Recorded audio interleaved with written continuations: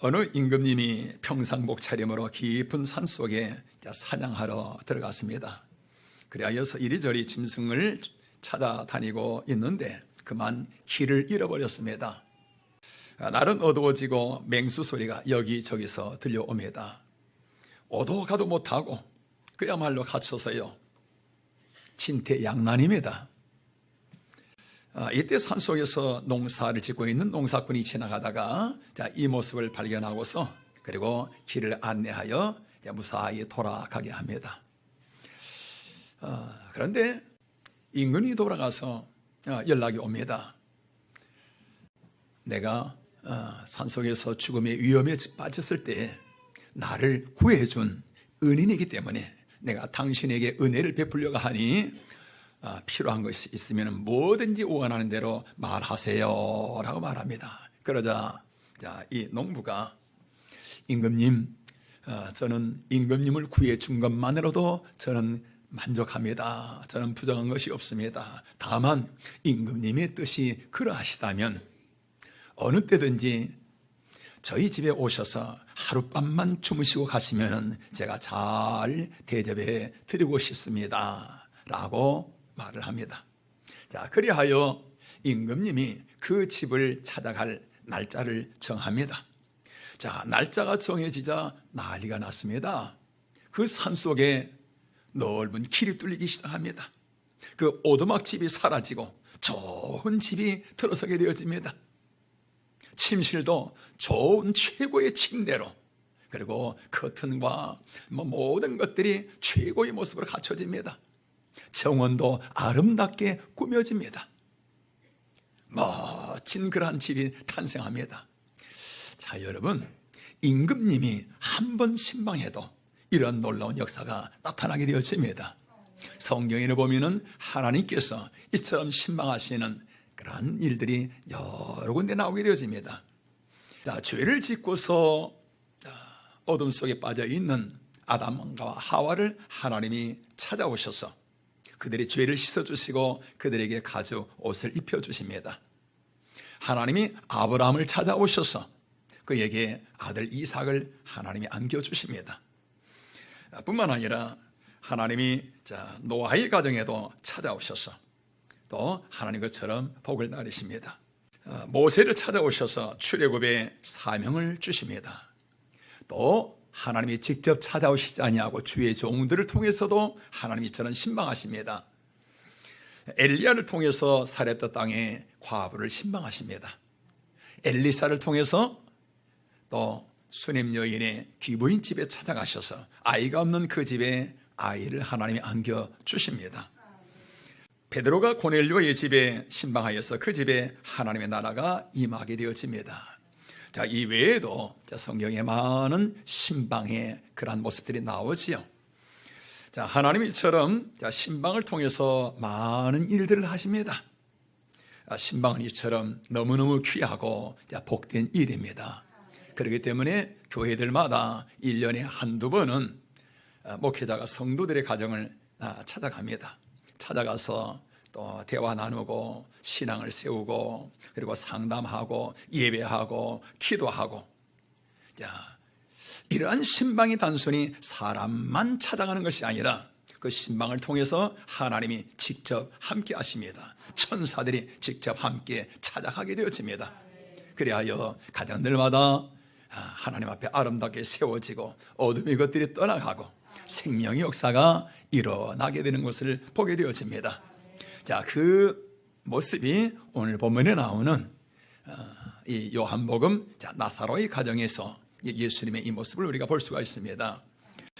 오늘 성경은 예수님이 나사로의 가정에 찾아가시는 말씀인데요, 예수님이 직접 신방하시는 그러한 경우들은 성경에 별로 많지 않습니다.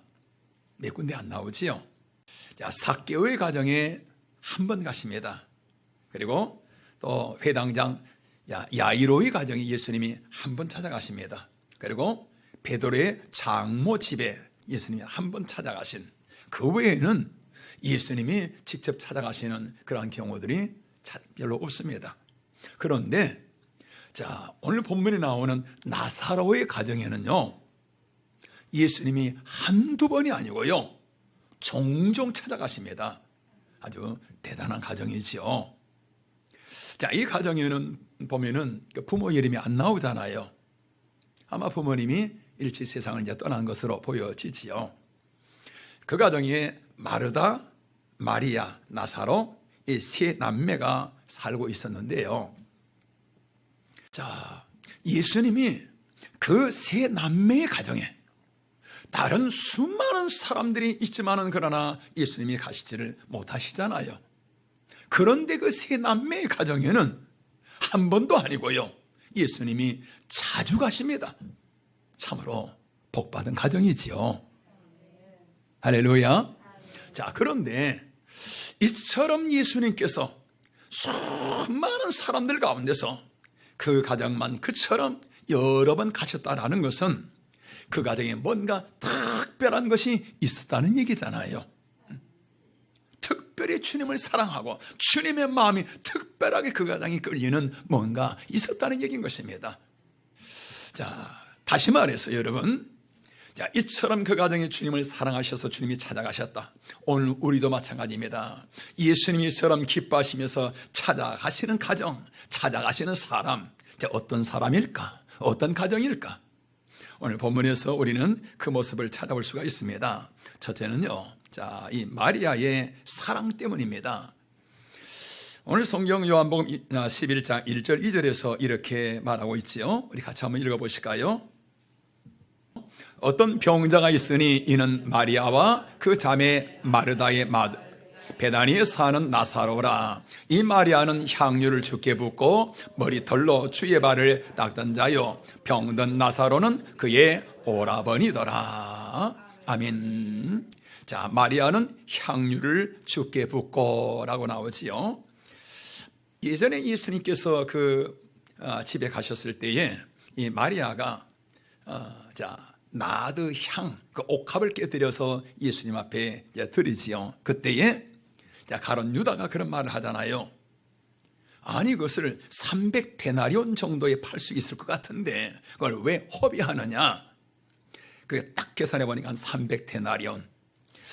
300데나리온이 어느 정도 되는 금액일까요? 1데나리온은 노동자의 하루 품삯을 1데나리온이라 그러는데요.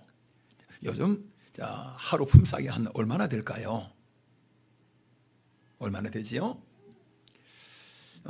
제가 한번 좀 알아보니까 목수 같은 사람들 하루 품삯은 한 25만 원 그 안팎이더라고요. 그리고 그냥 일하는 그런 일용직, 이 사람들은 한 10만 원에서 한 15만 원 그 안팎으로 그렇게 알고 있는데요.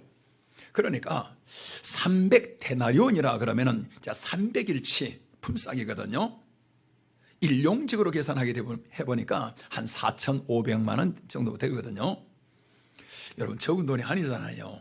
그것을 예수님의 머리에 부어 드리는 겁니다. 자, 여러분, 이건 뭘 말하는 거지요? 예수님을 그만큼 사랑한다는 것입니다. 내 삶의 최고가 예수님이라는 것입니다. 여러분, 물질이 뭔가요? 마음의 표현이잖아요. 물질이 있는 그곳에 마음이 있다 그랬잖아요. 우리가 주일날 하나님 앞에 예배드리면서 헌금 드리는 것도 그렇잖아요. 하나님, 내가 이처럼 주님을 사랑합니다. 주님에 대한 사랑과 감사의 표현이잖아요. 자, 나사로의 가정에 예수님께서 그처럼 여러 번 신방하시고 또 가시고 즐겁게 또 가신 것은 뭐 때문이냐?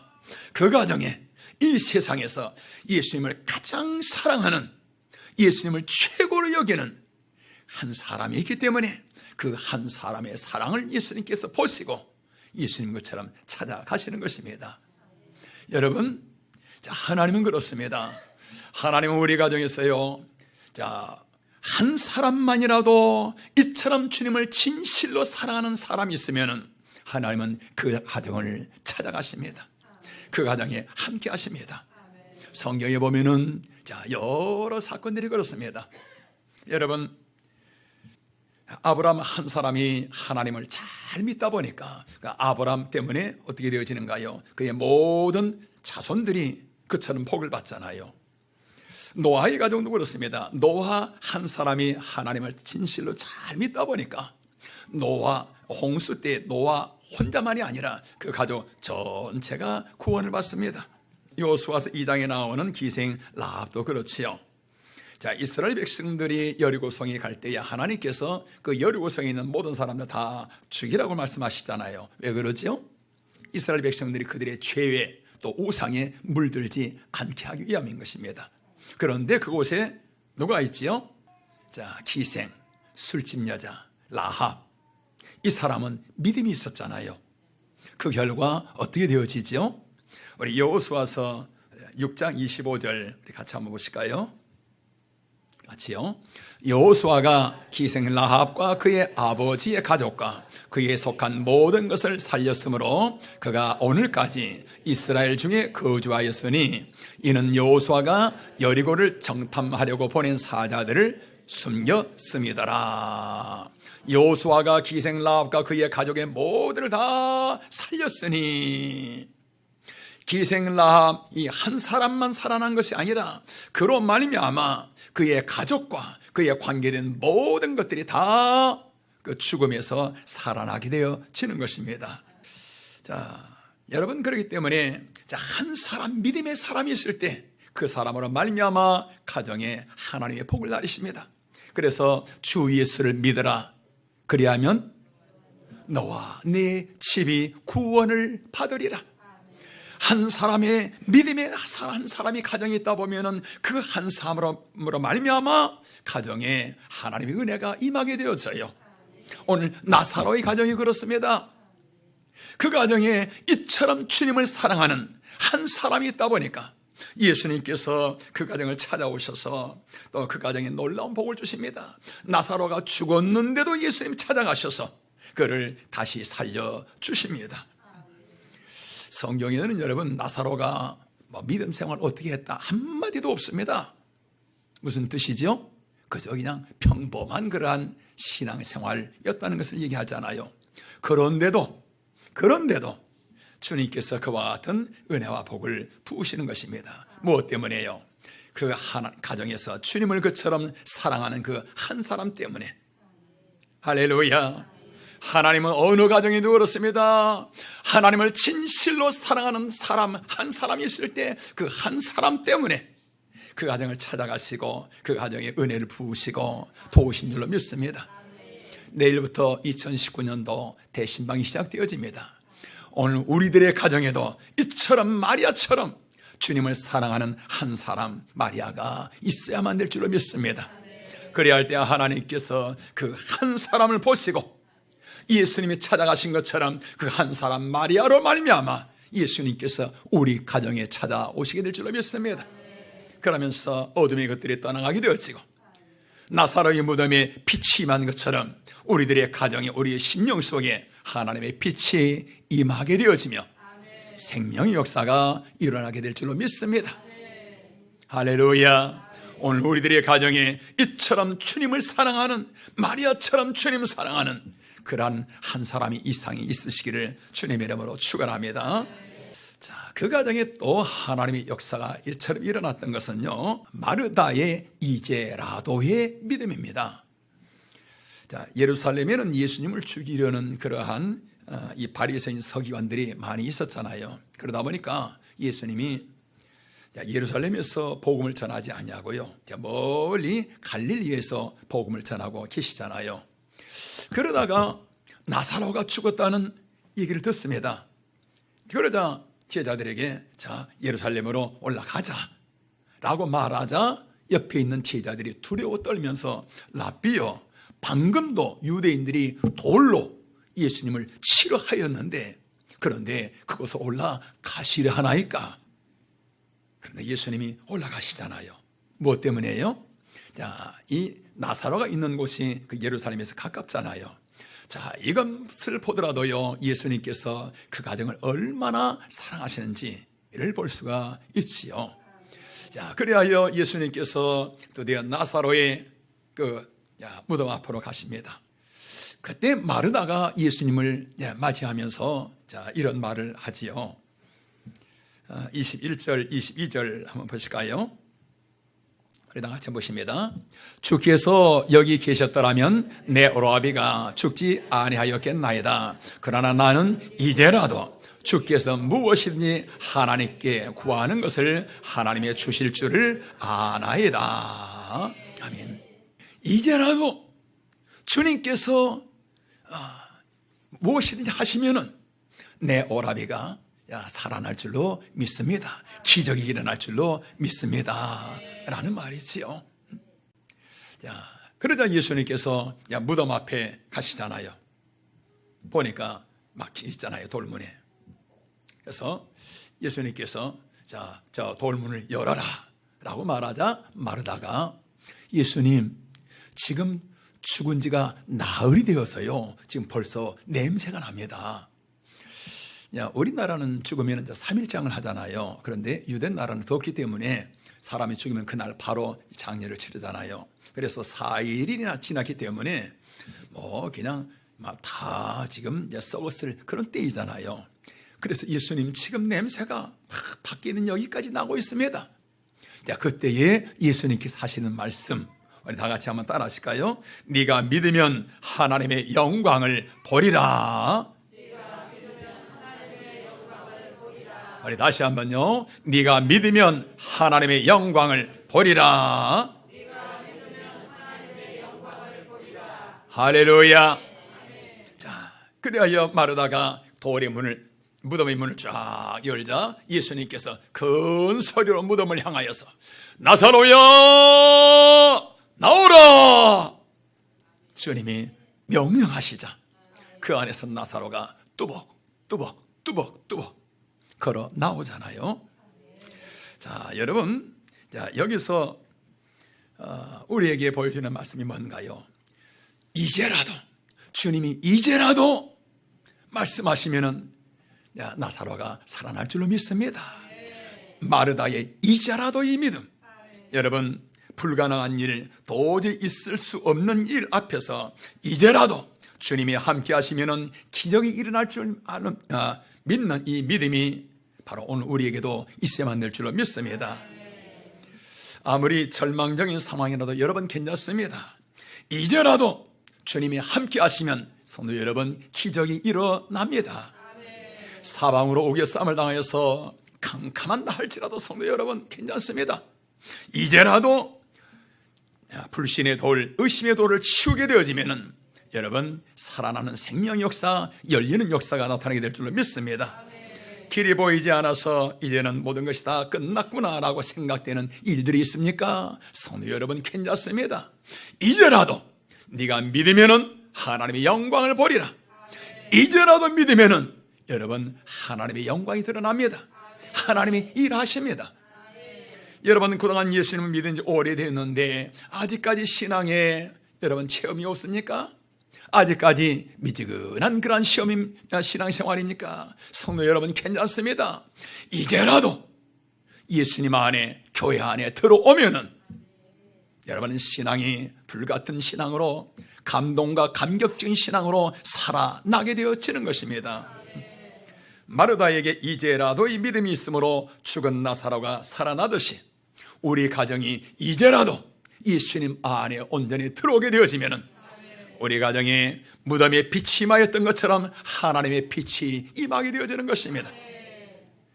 무덤 속에 어둠이 떠나가고 하나님의 생명이 임하는 것처럼 이제라도 우리가 주님 안에 온전히 들어올 때에 하나님의 생명의 역사가 일어나게 되어지는 것입니다. 오늘 주님은 저와 여러분에게서 이제라도 믿음을 보시기를 원하시는 것입니다. 마르다가 이제라도 주님이 이곳에 계신 역사하시면은 하나님의 기적이 일어나게 될 줄로 믿습니다. 오늘 저와 여러분이 이제라도 이 믿음이 있으시기를 주님의 이름으로 축원합니다. 자, 그리고 요한복음 11장 나사로의 사건에서 우리가 눈여겨보아야 할 단어가 하나 있습니다. 그것은 5절 말씀이지요. 우리 같이 한번 보실까요? 예수께서 본래 마르다와 그 동생 나사로를 사랑하시더니, 자, 예수님이 마르다와 그 동생 나사로를 사랑하시는데 언제부터요? 본래부터. 이런 본래가 무슨 뜻이지요? 예. 이 마르다, 마리아, 나사로 그때부터가 아니라 그 이전부터 그들의 부모 때부터 그들을 그처럼 사랑하셨다는 얘기인 것입니다. 그러니까 예수님이 이 마르다 또 마리아 나사로의 가정에 가셨는데 언제부터 가셨느냐? 그 이전부터 부모 때부터 예수님은 그 가정을 그처럼 사랑하시고 부모 때부터 그 가정을 신방하시고 그래 하셨다는 말씀인 것이지요. 본래부터. 자, 여러분 무엇을 보여주는 것인가요? 부모의 신앙입니다. 부모가 본래부터 그처럼 주님을 사랑하고 주님을 기뻐하고 주님을 섬기다가 세상을 떠났는데, 그런데 그 자녀들이 부모의 신앙을 그대로 이어받아서 그처럼 주님을 사랑하고 섬기고 있다는 그런 말인 것입니다. 여러분, 자녀는 부모를 닮는 것입니다. 부모가 어떻게 신앙생활을 하느냐에 따라서 그대로 부모를 닮아 신앙생활을 하게 되어집니다. 아브라함이 신앙생활 잘하다 보니까 그 자손들이 그처럼 신앙생활하면서 복을 받잖아요. 다윗이 신앙생활 잘하다 보니까 그의 자녀들이 그처럼 신앙생활 잘하며 솔로몬 같은 그런 지혜의 왕이 나오게 되어지잖아요. 당연한 것이지요. 자녀는 부모를 그대로 닮습니다. 우리 교회 심수진 집사님이 상담 일을 하고 있는데요. 천안대 상담학 교수의 글을 보니까 이런 내용이 있습니다. 그분의 지론은 문제 부모 없는 문제 자녀 없다. 다시 말해서 자녀의 모든 문제는 다 부모로부터 시작이 되어진다 라는 그런 말인데요. 그러면서 자녀에게 태어나는 이 나타나는 모든 문제는 다 이런 패턴 가운데서 이루어진다고 쭉 기록을 하는데요. 자, 무슨 패턴이냐면요. 자, 부부 사이가 아름답지 못합니다. 부모와 자녀 사이에 갈등이 있습니다. 그 가운데서 태어나는 똑같은 그런 두 가정에서 태어난 자녀가 있습니다. 그 자녀들이 서로 결혼을 합니다. 자, 그렇게 해서 시작되어지는 이 새로운 가정은 시간이 지나면 지날수록 서로 갈등이 시작이 되어집니다. 그래서 서로 간에 부딪히지 않기 위해서 적당한 거리를 의도적으로 서로 둡니다. 가까이 하면 부딪히니까. 곁에서 보기에는 그 가정이 평온해 보이는데 실상은 정서적인 결별 부부라 그러지요. 그러다 보니까 이 부부는 아이가 있으면 우리 가정이 좀 화목하고 나아지지 않으려나 생각해서 아이를 갖게 되었습니다. 그런데 그 아이는 어떻게 자라는가? 정서적인 환자로 자라나게 된다고 말하지요. 육신이 병든 환자보다 정신이 병든 이 환자는 더 큰 불행 속에 살아가게 되어지죠.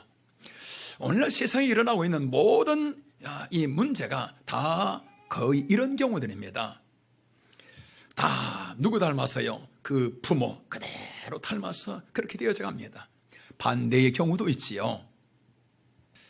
지난주 그 목요일 점심 식사하면서 이제 TV를 잠깐 들었더니 이제 KBS에서 전국 노래자랑 이제 재방송이 나오는데요. 거기 보니까 8살 된 어린 아이가 국악을 하는데 와, 세상에서 그렇게 노래 잘하는 그런 아이는 내가 처음 봤거든요. 이 나이가 이제 8살이다 보니까 이빨도 그냥 다 빠지고 노래하는데 이 앞니빨이 없어요. 그런데도 그 노래와 매너로 그 수많은 이 관중들 다 그냥 이끌어가는데 그러다 보니까 다들 넋을 잃고 빨려 들어가고 어떤 사람들을 보니까 너무 감격해서 막 눈물 흘리고 그러던데요. 그래서 이제 뒤에 기사를 이제 인터넷에 찾아봤지요. 이 아이가 어떻게 해서 그렇게 이 노래를 잘하는가 보니까 그의 이제 엄마가 국악인이더라고요. 엄마가 국악을 너무 좋아하고 그러다 보니까 이 아이는 뱃속에서부터 그렇게 이제 국악을 듣고 또 국악 속에서 자라나고 그러다 보니까 그냥 엄청난 상도 그 어린 나이에 받고 그렇게 되는데 여러분 당연합니다. 부모가 그러니까 자녀가 그대로 닮아가는 거죠. 부모가 정서적으로 불안할 때 자녀가 그대로 닮아가는 것처럼 부모가 신앙생활 잘하면은 자녀도 신앙생활 잘하는 그런 자녀로 자라나게 되어지지요. 오늘날 사람의 가정이 그렇습니다. 그들의 부모님이 그처럼 주님을 사랑하고 주님을 섬기고 신앙생활 잘하다 보니까 바로 그 자녀들이 이처럼 주님을 사랑하면서 그러한 은혜와 복을 받게 되는 줄로 믿습니다. 예수님께서 여러분 자주 신방하시는 가정, 자, 그러다 보니까 그 가정에서 마리아는 옥합을 깨뜨려서 예수님 앞에 드리게 되어집니다. 죽은 나사로가 죽었다가 다시 살아나는 역사가 일어납니다. 그 가정을 통하여서 수많은 유대인들이 하나님 앞에 돌아오게 되어집니다. 빛과 같은 그런 가정이 되어집니다. 할렐루야. 오늘 성도 여러분, 바로 이번 대신방을 통해서 여러분들의 가정들마다, 여러분의 심령들마다 이러한 놀라운 생명의 역사가 일어날 수 있기를 주님의 이름으로 축원합니다. 예수님이 사랑하시는 가정, 예수님이 사랑하시는 사람, 하나님이 기뻐하시며 함께 하시는 사람, 어떤 사람이요, 어떤 가정인가요? 이처럼 온 마음을 다하여 주님을 사랑하는 사람, 그러한 가정입니다. 마르다처럼 이제라도 주님을 사랑하며 주님 앞에 나오는 그러한 가정입니다. 부모가 온전히 주님 사랑하며 섬기는 그러한 가정입니다. 이번 대신방을 통해서 바로 예수님께서 찾아오시는 가정, 예수님이 기뻐하시면서 함께 하시며 일하시는 그러한 오늘 가정이요 저와 여러분들 있기를 주님의 이름으로 축원합니다.